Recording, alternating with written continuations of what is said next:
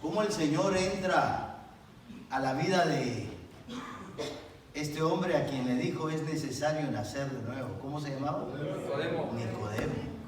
Y estremece la estructura biológica de Nicodemo cuando le dice te es necesario nacer de nuevo.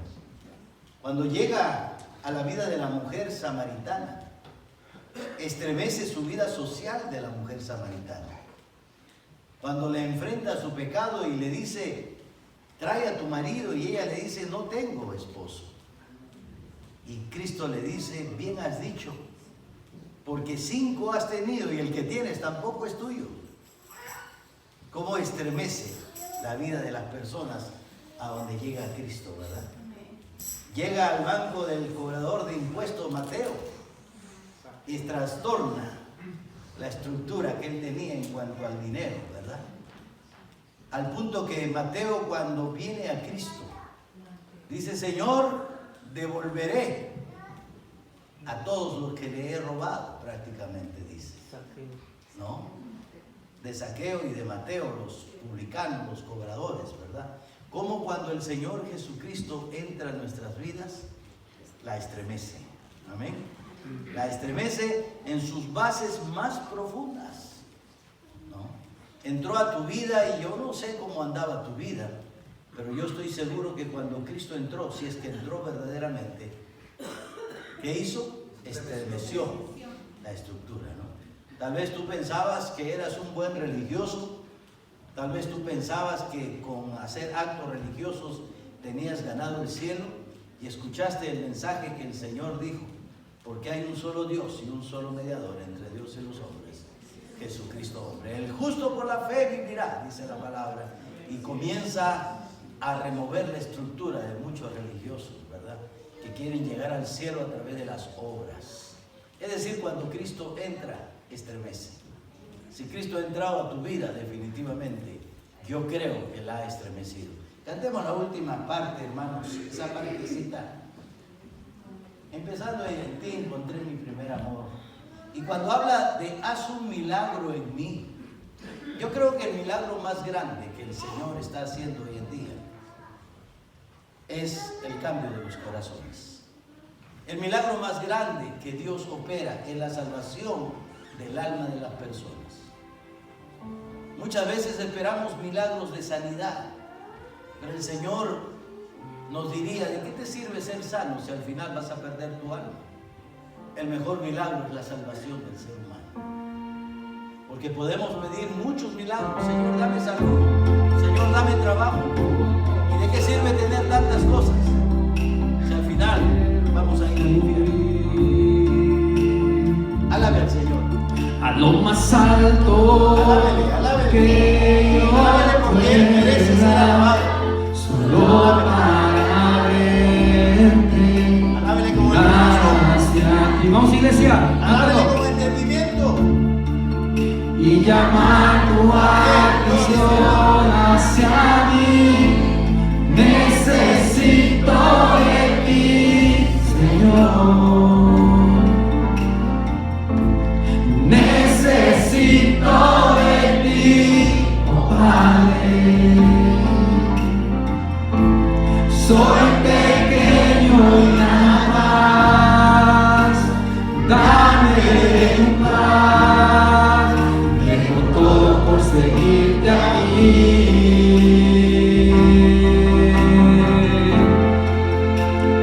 Entraré en mi casa. Vamos, iglesia. Entraré en mi vida. Estremece mi estructura.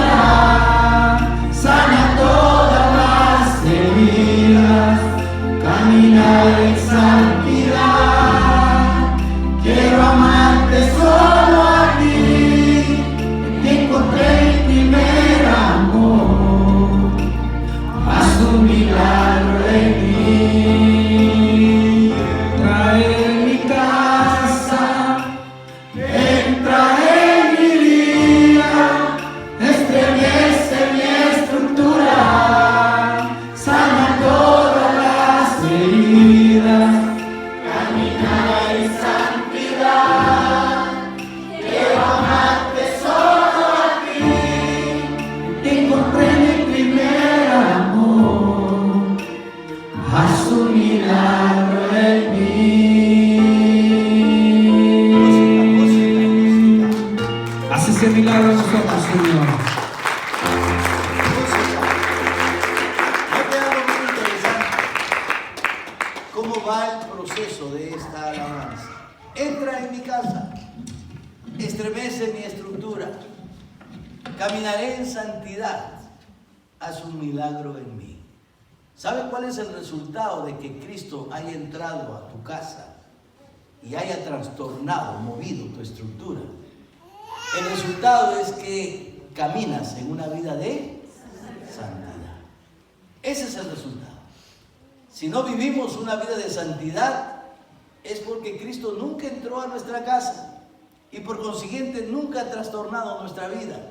Y por consiguiente seguimos viviendo en un mundo del pecado. Mira bien esta alabanza, una vez más, vamos a alabarla hasta poder entender. ¿Sabe por qué? Porque la Biblia dice que debemos alabar al Señor con entendimiento. Entiende y alaben todos al Señor. A ver, vamos una vez más, hermano. Entra en mi casa. Entra en mi casa, entra en mi vida, estremece mi estructura, sana todas las heridas, caminar en santidad, quiero amarte solo a ti, encontré el primer amor, haz un milagro en mí. Vamos, iglesia, ustedes. Entra en mi casa, entra en mi vida, estremece mi estructura, sana todas las heridas. Iglesia, alabe al Señor. Caminar en santidad, quiero amarte solo a ti, y encontré mi primer amor, haz un milagro en mí. Señor y Padre, gracias te damos, Señor. Gracias te damos, bendito Dios, porque tú una vez entraste a nuestra casa. Y por cierto, la encontraste muy, pero muy sucia. Y el primer milagro que hiciste fue mover todas nuestras estructuras de creencias, de pecado, de filosofías huecas, de sutilezas del enemigo. Y removiste todo, Padre, y nos diste una vida de santidad, al punto que empezamos a amarte, Señor, y recibir ese milagro maravilloso de la salvación. Amén, así es, Señor. Padre, gracias. Gracias porque nos permite, Señor, alabarte, glorificarte. Míranos con misericordia, te lo ruego, Padre. Y esta noche, Señor, pedimos permiso a tu Santo Espíritu para entrar en tu palabra, esa palabra que Él inspiró a tus hombres, esos hombres de Dios. Porque tu Biblia dice que toda la Escritura es inspirada por tu Santo Espíritu. Y es útil para cada aspecto de nuestra vida, para enseñarnos, corregirnos, redarguirnos. Padre, gracias. Enséñanos una vez más, te lo ruego. Pero Padre, haz un milagro en nuestras vidas. Amén, así es. Que todo lo que aprendamos lo pongamos por obra cada día de nuestra vida. Te lo pedimos y te lo agradecemos. En el nombre y los méritos de Jesús. Amén, Señor. Amén. Tomen asiento, hermanos, mientras los hermanos de la alabanza descansan. Gracias, gracias. Cada domingo por la tarde, como ahora, estudiamos el libro de Levítico. Es muy interesante el libro de Levítico. Si queremos estudiar todas las buenas doctrinas neotestamentarias, tenemos que ir al libro de los comienzos. ¿Cómo se llama el libro de los comienzos? Génesis. El libro de los comienzos nos enseña acerca de todas las doctrinas iniciales para el cristiano. Si queremos mirar cómo fue que el Señor nos dio libertad de la esclavitud del pecado y cómo nos dio pautas para poder vivir esa nueva vida en Cristo, tenemos que venir al libro de Éxodo, ¿verdad?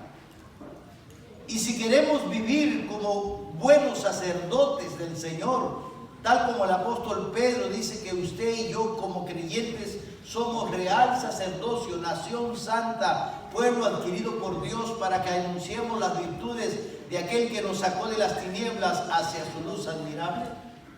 Si queremos ser esos buenos sacerdotes en nuestro hogar, si queremos ser buenos sacerdotes en la iglesia, si queremos ser buenos sacerdotes de Jesucristo, entonces tenemos que ir al libro de Levítico para aprender cómo ser esos buenos sacerdotes. Si queremos luchar contra el pecado y queremos mirar qué es las cosas que Dios ha tomado para enseñarnos en cuanto al pecado, entonces tenemos que venir al libro de Levítico. Y desde el domingo pasado, en el capítulo 13, hemos estado hablando acerca... ¿De qué hemos estado hablando?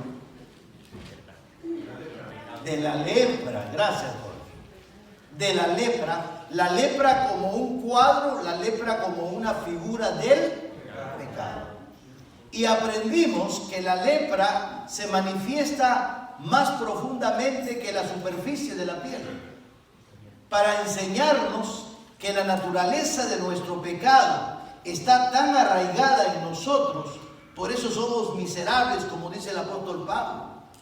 El apóstol Pablo, escribiendo en el libro de Romanos, capítulo 6 y capítulo 7, el apóstol Pablo dice: yo quiero hacer cosas buenas, quiero hacer cosas que agraden a Dios, pero veo una ley en mis miembros, dice, que me lleva cautivo a la ley del pecado, y expresa diciendo: miserable de mí, ¿quién me librará de este cuerpo de muerte? Para enseñarnos que así como la lepra en el libro de Levítico capítulo 13 nos dice que la lepra es más profunda que la piel, para entender que esa naturaleza pecaminosa está tan, pero tan arraigada en nuestra vida, en nuestro cuerpo, en nuestro ser, porque somos por naturaleza pecadores. No somos pecadores porque cometemos pecado, no. Cometemos pecado porque nuestra naturaleza pecaminosa así es y nos lleva cautivo a la ley del pecado. Y queriendo hacer lo bueno, no lo hago porque esta ley tan arraigada en mis miembros me lleva cautivo a la ley del pecado. Y Pablo expresa, dice: miserable de mí, ¿quién me librará de este cuerpo de muerte? Pero enseguida da la respuesta y dice: gracias doy a Dios por Jesucristo.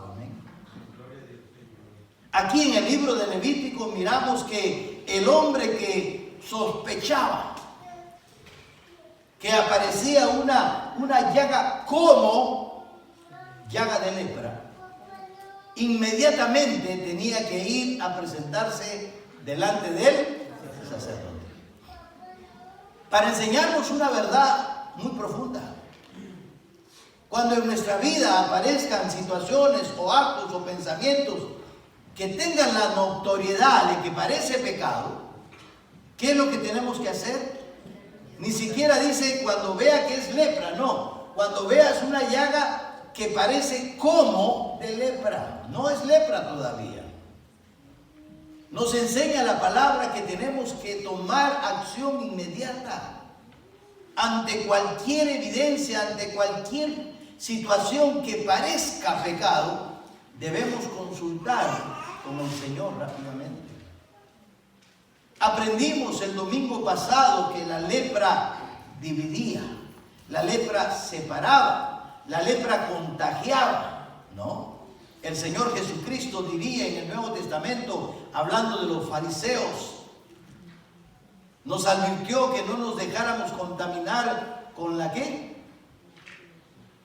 ¿Cómo se llama ese polvito que le echan a la masa? La levadura de los fariseos. Porque un poquito de levadura leuda toda la masa. Un poquito de pecado contamina toda nuestra vida, ¿no? En una cesta de manzanas, si usted coloca una manzana podrida, al poco tiempo todas las demás van a estar podridas porque se contagian unas a otras. Así es el pecado que vimos. Pero la solución al pecado es Cristo Jesús. Y este misterio de que Cristo Jesús es la solución al pecado, no la encontramos en el Nuevo Testamento. La la encontramos desde el Antiguo Testamento.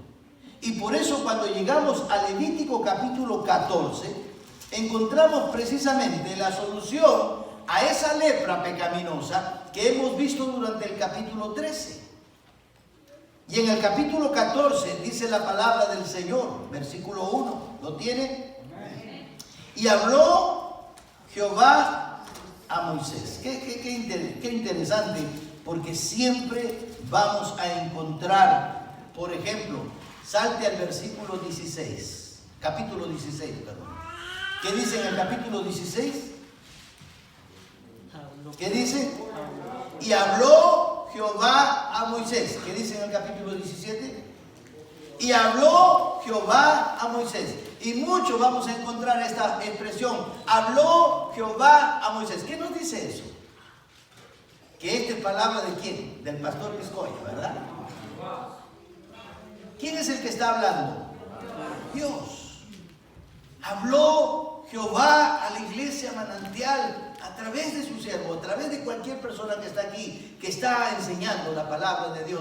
Lo que estamos estudiando es lo que Dios dijo, lo que Dios estableció. Es la palabra de Dios, no es palabra humana. Estamos los domingos estudiando el libro de Corintios. Este domingo no lo hicimos por causa de la fecha. Pero en el libro de Corintios, Pablo se acerca a los corintios y les dice: yo no vengo a ustedes con palabras persuasivas de humana sabiduría. Yo vengo a ustedes con el poder del Espíritu Santo. El problema está en que muchas veces venimos con palabras persuasivas de humana sabiduría. Y tratamos de que en nuestras palabras persuadirle a usted. No. Tenemos que venir a predicar la palabra del Señor en el poder del Espíritu Santo de Dios. Porque cuando el hombre recibe la palabra del Señor, no a través de palabras persuasivas de humana sabiduría, sino que las recibe como palabras expresadas en el poder del Espíritu Santo, esa es la palabra que va a trastornar, que va a modificar, que va a cambiar su vida. Porque cuando viene a través de palabras persuasivas, entra por esta oreja y sale por la otra. Pero cuando viene en el poder del Espíritu Santo, esa es la palabra que trastorna la vida del ser humano. Y entonces aquí miramos que esto es palabra de Dios. Dijo Jehová a Moisés. Habló Jehová a Moisés diciendo: esta será la ley para el leproso cuando se limpiere. Será traído al sacerdote. ¿Quién lo va a purificar? ¿Quién lo va a purificar? El sacerdote. ¿Y quién era el sacerdote en el Antiguo Testamento? Un cuadro, una figura de quién? De Cristo Jesús, nuestro sumo sacerdote. Según Hebreos, el sacerdote según la orden de Melquisedec. Sin padre ni madre, sin genealogía, ¿no? Y está hablando del Señor Jesucristo, nuestro sumo sacerdote, el sacerdote por excelencia. Y la costumbre levítica era que era este hombre traído a la presencia del sacerdote. Ya estaba limpio, ya tenían que espiarlo, pero solo había una persona con el poder y la autoridad para poderlo espiar, para poder perdonar esa lepra. Ese era el sacerdote. Así como hay un solo Señor que puede limpiar nuestros pecados, no hay nadie más, se llama el Señor Jesucristo, nuestro sumo sacerdote. Y dice: y este saldrá fuera del campamento y lo examinará, y si ve que está sana la plaga de la lepra del leproso. Note el versículo 3. ¿Cómo sabemos que este sumo sacerdote que va a expiar el pecado de aquel leproso que ya dejó de ser leproso es el Señor Jesucristo? Dígame usted, según el versículo 3, ¿cómo sabemos que es un cuadro del Señor Jesucristo? Amén. Héctor.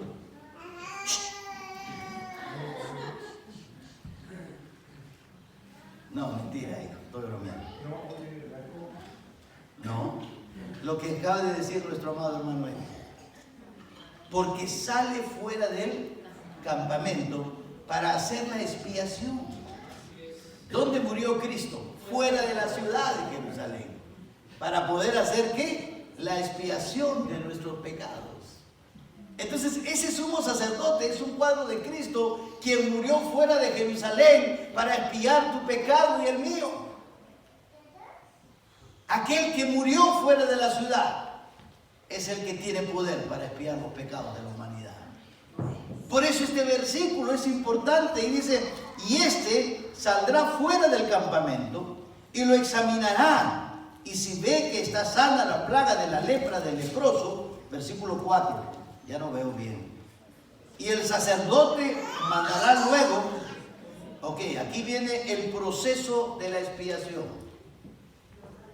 ¿Dónde estás, Elvita? Ahí en mi escritorio dejé mis lentes negros, por favor, si alguien me los alcanza.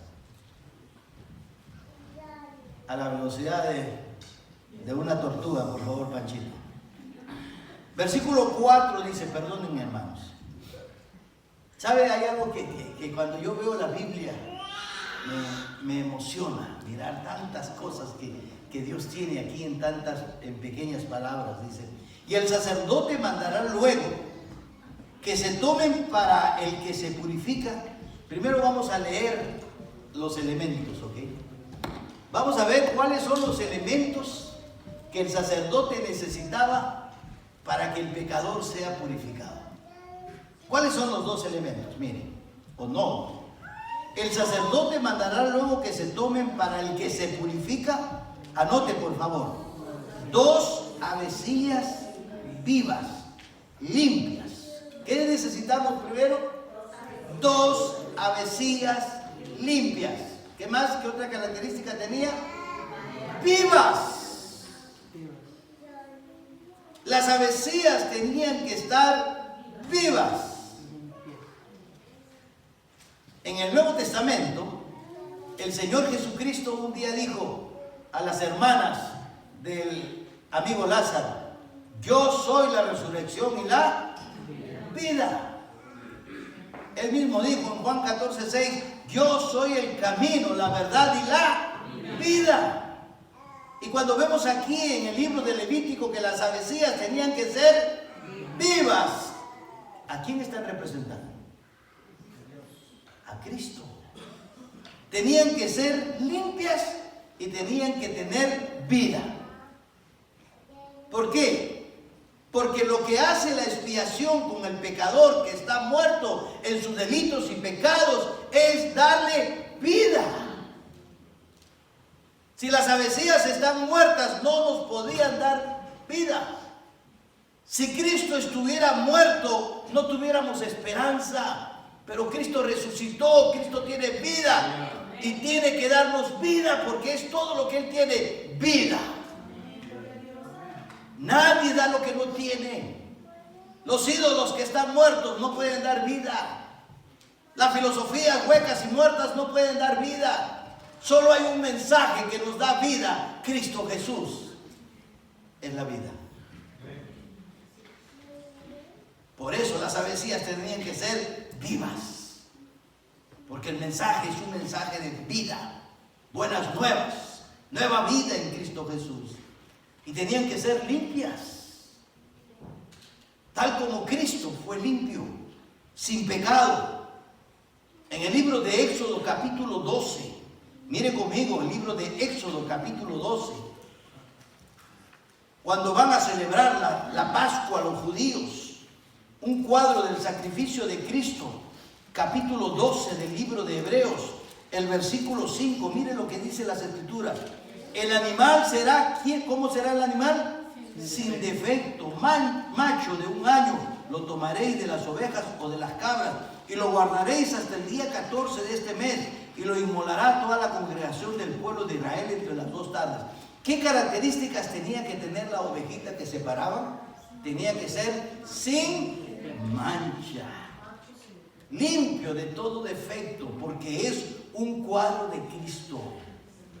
Estas avecillas, que es uno de los elementos que se necesitaba para la purificación del leproso, del pecado, es un cuadro de Cristo Jesús, que tenía que ser limpio, puro, de tal manera que el Señor cargó en Él los pecados de todos nosotros.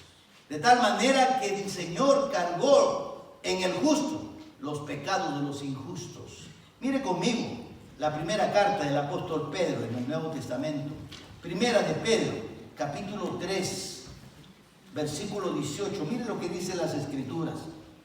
Porque también Cristo padeció una sola vez por los pecados, el justo por los injustos, para llevarnos a Dios, siendo a la verdad muerto en la carne, pero vivificado en el Espíritu. Note algo bien interesante: muerto en la carne, pero vivificado en el Espíritu, Cristo Jesús. Regresemos a Levítico. Muerto en la carne, vivificado en el Espíritu. Regresemos a Levítico, capítulo 14, verso 4. 2 avecillas vivas limpias. Y después dice: madera de cedro, grana e hisopo. ¿Qué más se necesitaba para la purificación del leproso? Una madera de cedro. La madera de cedro es un cuadro de la cruz de Cristo, donde Él tuvo que morir para pagar un alto precio. La madera no es cualquier madera, hermano. Note siempre la palabra, cada palabra es importante. Solo hubiera bastado con decir un pedazo de madera. Pero no, la Biblia dice madera y especifica qué madera: de cedro. Porque si hay una buena madera de calidad, ese es el cedro. Los muebles confeccionados con madera de cedro son muy costosos, porque esta madera se reconoce por su durabilidad, por su fuerza, por su fineza, tal como el mensaje del Señor Jesucristo. La obra que Cristo hizo en la cruz del Calvario es una obra perfecta, es una obra de calidad, es una obra duradera por la eternidad. Por eso la madera de cedro, calidad. Ese sacrificio de Cristo no fue cualquier cosa, es lo mejor que el hombre puede obtener. Por eso la madera de cedro, y el madero tiene que ver con la cruz de nuestro Señor Jesucristo. Aparte de ser una madera finísima, también es una madera resistente. ¿Sabía usted eso? Una madera resistente.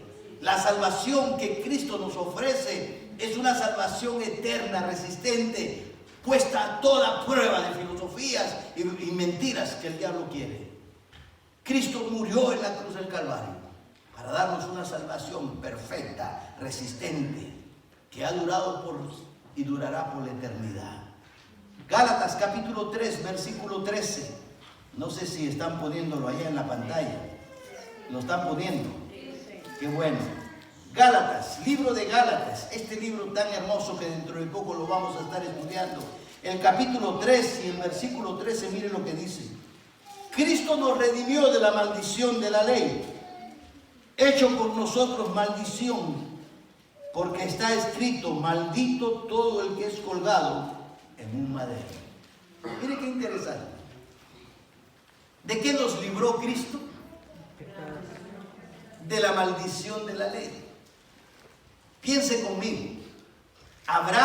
¿Existirá o irá a existir en la humanidad un hombre que pueda cumplir toda la ley de Dios? No. Porque esa ley es ¿qué? Perfecta. Es una ley perfecta, es una ley resistente a todo. El hombre no puede ser salvo a través de la ley, pero la Biblia dice, una vez más, aquí en Gálatas 3:13, miren, Cristo nos redimió de la maldición de la ley. Qué interesante que para poder cumplir esa ley perfecta, la obra de Cristo tenía que ser también perfecta. Eso es lo que significa la madera de cedro. Una madera finísima, una madera duradera. ¿Por qué? Porque Cristo murió para poder vencer la perfección de la ley, porque no hay hombre sobre la tierra que pueda cumplirla, y la Biblia dice que Él murió para cumplir la ley por nosotros. Dígame, por lo menos, digo yo, ¿no? Mire Hechos capítulo 5. Hechos, capítulo 5, el versículo 30 del capítulo 5. Miren lo que dice la palabra. El Dios de nuestros padres levantó a Jesús, a quien vosotros matasteis, colgándole en un madero. ¿Dónde murió Cristo? En un madero. Mire Hechos capítulo 10. Hechos capítulo 10, versículo 39. Y nosotros somos testigos de todas las cosas que Jesús hizo en la tierra de Judea y en Jerusalén, a quien mataron colgándole en un madero. Pero este madero de cedro para enseñarnos que el sacrificio de Cristo es perfecto. Si Cristo se hubiera quedado en el madero, usted y yo no tuviéramos esperanza. Pero aquí el versículo 40 sigue diciendo, dice, a este levantó Dios al tercer día e hizo que se manifestase, no a todo el pueblo, sino a los testigos que Dios había ordenado de antemano, a nosotros que comimos y bebimos con él después que resucitó de los muertos. El mensaje es la resurrección de Cristo Jesús después del sacrificio. ¿Por qué? Porque él murió en un madero ofreciéndonos una salvación perfecta, una salvación resistente. Primera de Pedro, capítulo 2. Sigamos avanzando en las Escrituras. Primera de Pedro, capítulo 2. Primera de Pedro, capítulo 2, versículo 24. Mire lo que dice la Biblia. Quien llevó él mismo nuestros pecados en su cuerpo sobre el madero, para que nosotros, estando muertos a los pecados, vivamos a la justicia, y por cuya herida fuisteis sanados. Cristo murió en el madero, y Levítico nos dice que el que estaba siendo purificado del pecado tenía que traer 2 aves vivas limpias, que figura de Cristo. Tenía que traer un madero de cedro resistente, pero también tenía que traer una tela de grana y hacer un hisopo. La tela de grana, ¿qué color es la grana? Rojo. ¿Color de qué? De la sangre de Cristo. La sangre de Jesucristo nos limpia de todo pecado. Dice en Primera de Juan, capítulo 1, verso 7. La sangre de Jesucristo. Cuando observamos la Santa Cena, en el capítulo 11 de Primera de Corintios, el apóstol Pablo habla de la sangre del pacto que fue derramada para la remisión de nuestros pecados. Por eso el color de grana y el hisopo de grana, porque nos está hablando de la sangre de Cristo. Yo he mirado a veces a personas curar heridas. Y a veces agarran una gasa y cuando la herida es muy profunda, hacen un hisopo, ¿verdad? ¿Verdad, María, sí o no? Ella es la doctora aquí. Hacen un hisopo. ¿Qué es un hisopo? Agarran algo larguito y le ponen gasa en la punta y entran al hueco de la herida para limpiarla. Miren qué interesante. La Biblia dice que Él murió para sanar nuestras heridas. Estamos hablando del que está siendo redimido porque estaba con lepra, con heridas en su cuerpo. Esa herida es un cuadro del pecado. Ese pecado profundo solo puede ser limpiado no superficialmente, sino a través de un hisopo. Usted lo usa el hisopo después que se baña, si es que se baña, ¿verdad? Ahí en el baño hay un recipiente así, con unas cositas larguitas, con algodoncitos a las puntas. Se llaman hisopos, por cierto. En inglés yo no sé cómo se le menciona. ¿Y qué hace el hisopo? Usted agarra y, ¿verdad? O aquí. Porque su dedo no entra. Y va más allá de la superficie. Es un hisopo. ¿Qué nos enseña eso, hermanos? ¿Que el pecado está en la superficie? No, el pecado está profundo. Y lo único que puede llegar a limpiar ese pecado profundo es un hisopo. Y ese hisopo está compuesto ¿de qué? Del palo de madera, que es la cruz de Cristo, y la tela de grana, que es la sangre de Cristo. ¿Sí mira la figura conmigo? ¿Aló? ¿Están aquí? ¿Por qué? Se necesita un hisopo porque la enfermedad de la lepra es profunda. Se necesita un hisopo porque el pecado que usted y yo y la humanidad entera trae es algo profundo. Y lo único que tiene poder para curar esa herida, entre comillas, que es llamada pecado profundo, es la sangre preciosa de Cristo Jesús. Por eso la figura del hisopo aquí. La grana y el hisopo. Entonces, ¿qué hacía el sacerdote? Más adelante vamos a mirar que mataba un cordero o mataba las avecillas, y al matarlas sacaba la sangre de los animales, agarraba la madera, hacía un hisopo con la tela, la mojaba en sangre y lo purificaba al leproso o al ex leproso. Pero mire el cuadro aquí de la purificación. Un hisopo para llegar a la parte profunda, porque el pecado no está en la superficie, está dentro. Y lo único que puede limpiar la sangre de Cristo en la profundidad de nuestro ser es la sangre preciosa de Jesús. Amén. Luego vamos nuevamente a Levítico capítulo 14, el versículo 5, y dice: y mandará el sacerdote matar una avecilla en un vaso de barro con aguas corrientes. Muy interesante. ¿Tenían cuántas avecillas? Dos avecillas. ¿Que representan a quién? Cristo. A Cristo. Gracias, hermano. Está usted aquí conmigo. Los que no contestan es porque están durmiendo. El sacerdote mataba una avecilla dentro de un recipiente de barro. Mire qué interesante. Si hemos dicho que una de las avecillas representa a Cristo, las dos, y el sacerdote mataba una avecilla dentro del recipiente de barro, ¿de qué estamos hablando? De la muerte física de Cristo. El recipiente de barro es el cuerpo, la humanidad de Cristo. Y Él, estando en ese recipiente de barro, en esa humanidad, ahí murió, dentro de esa humanidad. Murió como hombre. Qué interesante. ¿Está conmigo? El vaso de barro significa la humanidad de Cristo. Mire Hebreos, capítulo 10. Venga conmigo a Hebreos. Hebreos, capítulo 10. ¿Está conmigo?